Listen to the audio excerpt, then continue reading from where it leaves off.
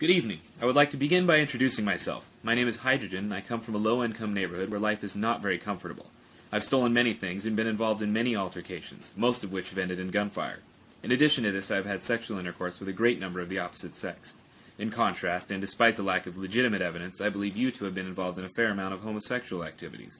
Activities I and my companions look down upon. I am so much stronger than you, and my powers of rhetoric so much greater than yours, that you could employ an army of some sort to aid in your fight with me, but I of course would prevail, because I am stronger than you. I'm sure I needn't remind you of my place of birth, wherein, as I explained before, the living conditions are much worse than in your aforementioned city of residence. I would like to stop here for a moment and remind you that I am in fact orating with little or no prior preparation, an act commonly referred to as freestyling. Once again, and I think this bears repeating, I would like to restate my claim that I am in fact much stronger and have endured a larger number of hardships than you. Hardships which have left me with an aggressive behavior and an imposing demeanor which I believe frightens you. I know of a woman with whom you have had sexual intercourse. I too have had sexual intercourse with said woman, and she complained to me of your less than exemplary performance in bed. She went on to explain to me in graphic detail the dimensions and particulars of your genitals, and I tell you what she said was not very generous, sir. In conclusion, I would like to leave you with a brief summary of my argument.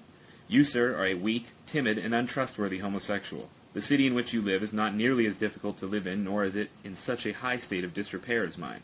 I am the superior monologist in this debate, and any claim to the contrary will result in physical violence and perhaps even death.